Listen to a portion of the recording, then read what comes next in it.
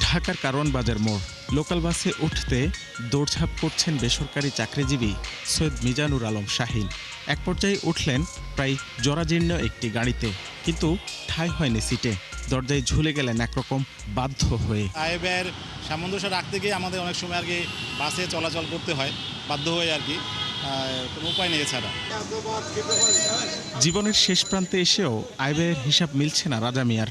তাই তো নোংরা পরিবেশ কিংবা খাবারের মান উপেক্ষা করেই পেট ভরলেন ফুটপাতের হোটেলে। টাকা না থাকলে তো কেউ বাদ দিব না, টাকা দিয়ে ভাত খাইতে হবে। হোটেলে গেলে বলো 300 টাকা, ইঙ্গে না হলে লাগবে মনে করেন 50 টাকা 100 টাকা। ছোট্ট এই নদী পারাপারে প্রতিনিয়ত ভুগছেন মিরপুর বেড়িবাঁধ এলাকার মানুষ। তাদেরই একজন বাবু মাঝি।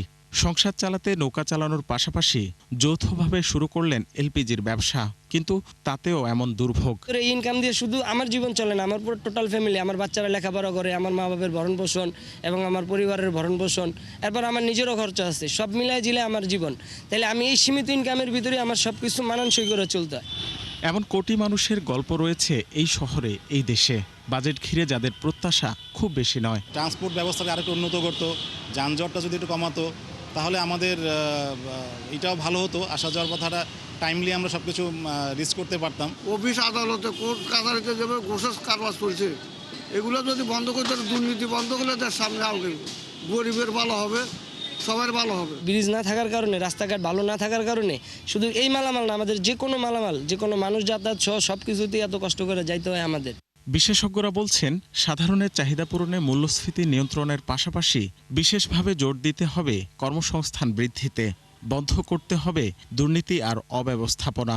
খাদ্য ছাড়াও তো তার অনেক ডিমান্ড আছে, সেখানে স্বাস্থ্য শিক্ষার ব্যবস্থাগুলোকে আগানো, এটাও কিন্তু গরিবদের একটা ডিমান্ড। কোয়ালিটি অফ শিক্ষা যেন আসে, স্বাস্থ্যটার খাতে। আর তৃতীয় খাতটা হচ্ছে শহরাঞ্চলে ট্রান্সপোর্টেশন, পাবলিক ট্রান্সপোর্টেশন ব্যবস্থা যেন ইমপ্রুভ করে।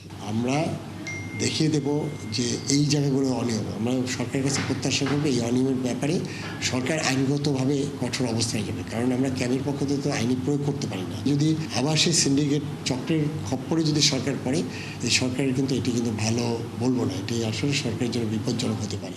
2026-27 অর্থ বছরের বাজেটের আকার 9,38,000 কোটি টাকা। বাজেট ঘাটতি পূরণে সরকার নানামুখী উৎস থেকে টাকার যোগান পেলেও সংকটে একরকম অসহায় হয়ে পড়েন নাগরিকরা। তাই সুযোগ সুবিধা নিশ্চিতের মাধ্যমে তাদের স্বাবলম্বী রাখা সরকারেরই দায়িত্ব। আসছে 11 জুন দেখা যাবে এই ব্যাপারে কতটা অগ্রসর হতে পেরেছে গণ অভ্যুত্থান পরবর্তীতে ক্ষমতায় আসা বিএনপি।